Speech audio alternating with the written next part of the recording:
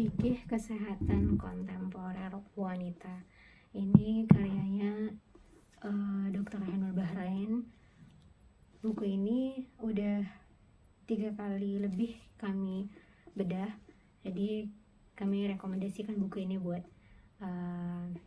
para wanita, perempuan, akhwat-akhwat di luar sana yang tertarik dengan dunia kesehatan, dunia medis, tapi ingin dapat panduan penjelasan baik dari sisi medisnya dan juga dari sisi syariatnya. Yang kita paham ya, apa hukumnya KB.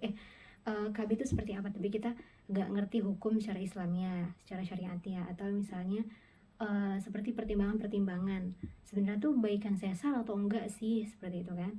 Apalagi ya, jadi ini dijelaskan di dalam buku ini karena alhamdulillah tentunya pengarangnya seorang dokter, tentu merujuk kepada medis kedokteran. Kemudian beliau juga seorang yang mendalami ilmu agama juga, sehingga tentunya panduan-panduan syariat yang dipakai juga sesuai dengan Al-Quran dan Sunnah dan dapat membantu terutama kita kaum muslimin untuk mempelajarinya secara singkat. Ini tentunya singkat ya, karena sebuah judul pembahasan itu kalau dijabarin tuh bisa panjang banget penjelasan. Cuma di sini di poin-poin pentingnya yang umum ya, karena semakin dalam semakin detail juga kita nggak akan, sulit juga mungkin sebagian orang untuk mencernanya ya, karena setiap orang punya latar belakang pendidikan yang berbeda dan cara mencerna yang berbeda, nanti jatuhnya udah kayak SKS kuliah. Cuman ini udah oke banget, jadi silahkan ini dimasukkan dalam list orderan berikutnya ya. Harganya juga murah nih ya, kalau kita ambil di Shopee sekitar 60-70-an. Kalau dapat harga yang mahal mungkin karena lokasi atau wallahu alam ya. Kalau kami waktu itu beli ini sekitar 70-an, harga 73, 78 gitu. Tapi tadi pas cek lagi sama tim, ada yang 63 malah, ada yang 67, ada yang 65. Jadi murah. Kalau sekiranya jajan kita sehari itu 100.000, beli ini gitu kan, beli buku, tebal bukunya 378 halaman. Dan ini banyak sekali pembahasannya yang menarik. Rekomendasi ini nih ibarat gini loh, kalau ada orang yang suka sama perempuan, perempuan-perempuan yang suka sama pelajaran kesehatan, tapi dia nggak ada basic, tidak kuliah di bidang itu, tidak ada kesempatan untuk mempelajari lebih dalam juga gitu kan. Mungkin dulu pernah kepingin mau masuk kedokteran atau mengambil keperawatan dan sejenisnya gitu. Ini tuh udah bagus banget. Kita juga bisa sekaligus pelajari beberapa bahasa medis yang dikenalkan di dalam buku ini. Di sini semua tentang berhubungan sama perempuan, seperti khitan wanita, ini subbab pembahasannya ya. Bayi tabung, cloning manusia, operasi kecantikan, morning sickness, kemudian ada operasi kurat, operasi sesar, bayi prematur, ya, program KB yang sesuai dengan syariat, ASI eksklusif, bank ASI, kawat gigi, aborsi, tips mudah melahirkan, lotus bead, kemudian ada hukum air ketuban, implan payudara, operasi selaput darah, obat dan pil pencegah haid. Jadi mulai dari si perempuan itu masih single ya, seperti operasi kecantikan kan, mungkin supaya dirinya terlihat lebih cantik, wajah terlihat lebih cantik. Kemudian ada implan payudara, khitan pada wanita. Ini kan sebelum dia merit ya. Nah setelah dia merit ada lagi, biasanya kita kalau udah merit kan hamil, kemudian nanti ada operasi, tindakan sesar akan melahirkan, kemudian nanti ketika anak lahir ada ASI, dibahas juga di sini gitu. Terus kalau lagi hamil tiba-tiba keguguran, dilakukanlah tindakan kuret, itu juga dijelaskan. Kemudian nanti akan ada tentang air ketuban itu bagaimana, kemudian tentang haid ya, kemudian juga tentang nifas, operasi selaput darah, semua intens yang inti-inti pada perempuan. Dan ini setelah dipelajari kita akan semakin tahu, oh ternyata pemahaman kita selama ini mungkin ada yang keliru, ada yang salah, atau ternyata ini tuh saya butuh, mungkin selama ini saya lihat ini itu nggak penting gitu, tapi ternyata setelah saya pelajari ternyata ini ilmu yang sepele bagi saya, ternyata ini terbahas gitu dalam medisnya, berhubungan dalam syariatnya pun juga ditekankan, juga dibahas gitu. Boleh nih dijadikan panduan list. ini sebagai estimasi buat semangat bedahnya yang mau mulai bedah buku tentang ini. Tergantung kitanya menyempatkan waktu seberapa banyak. Biasanya nih pengalaman Ana dalam bedah kitab, biasanya tuh harapannya itu satu hari itu bisa namatin satu judul. Terkadang kan satu judul itu beda-beda ya, banyak halamannya. Kalau banyak banget dibagi beberapa part gitu, tapi kalau sedikit ya dipaksain untuk bisa selesai satu judul. Tapi kadang namanya kita manusia nih ada fase malasnya juga ya, ada fase beteannya juga gitu kan.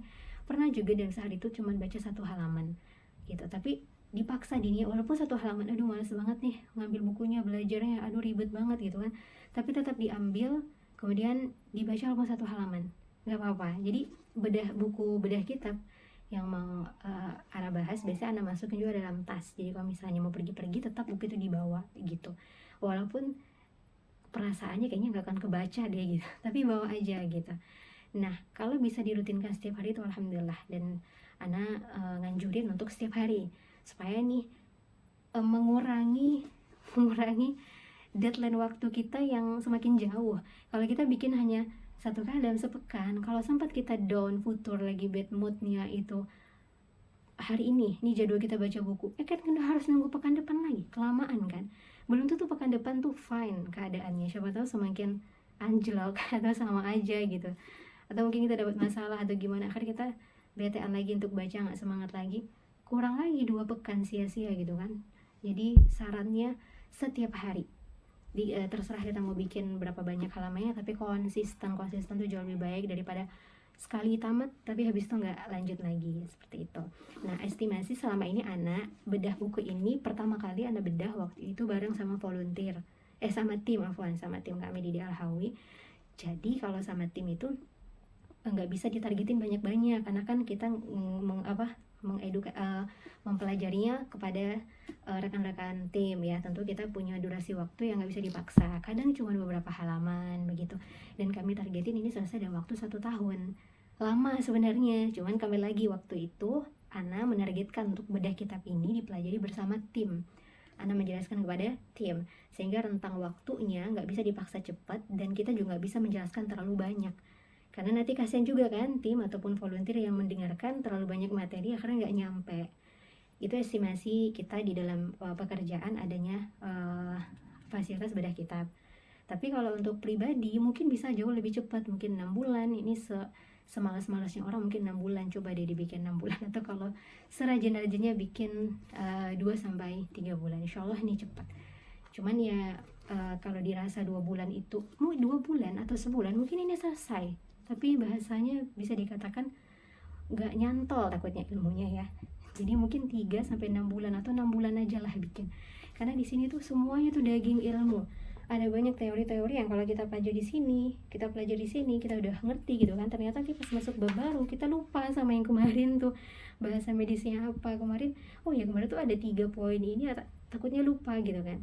Jadi mungkin 6 bulan, sarannya 6 bulan. Kami 1 tahun untuk bersama tim, atas alasan itu setiap hari ya, kecuali hari Jumat kita tidak ada bedah kitabnya. Estimasinya dalam waktu 1 tahun, biasanya tuh 8-9 bulan tuh udah selesai, sisanya itu kita murajaahin. Tapi kembali lagi, kalau mau lebih cepat bisa, sarannya mungkin selama 6 bulan supaya nyantol. Dan bikin setiap kali kita bedah kitab itu bikin evaluasi. Setiap selesai 1 bab kita uji coba kepada diri kita pemahamannya tadi teori tentang ini nih begini. Kalau ada orang di rumah atau rekan atau sahabat gitu kan, coba jadikan dia guru buat kita, coba tanya-tanyain saya dong bab ini gitu. Jadi kita seperti ada sesi ujian ya, apakah kita paham atau enggak. Ini kalau dibiasakan bedah kitab, insyaallah hari-hari jauh lebih bermanfaat, dan kita juga jadi semangat untuk cari-cari buku, judul-judul, tema-tema yang baru untuk kita bedah kitabnya. Kalau ada yang selesai bedah kitab ini, boleh kabari Ana. Dan ini kalau bingung sama isi teorinya bisa bertanya kepada orang yang paham, misalnya kenal sama dokter A, kenal dokter B gitu kan. Atau bisa juga di searching di YouTube, Dr. Raihanul Bahrain itu pernah bahas ini di YouTube juga. Jadi kalau bingung di bab tertentu atau kalau takut khawatir salah paham gitu kan, bisa pakai YouTube. Jadi bedah kitab melalui YouTube, penjelasannya langsung dari penulisnya gitu. Wallahu waliyut taufiq. Semoga Allah mudahkan.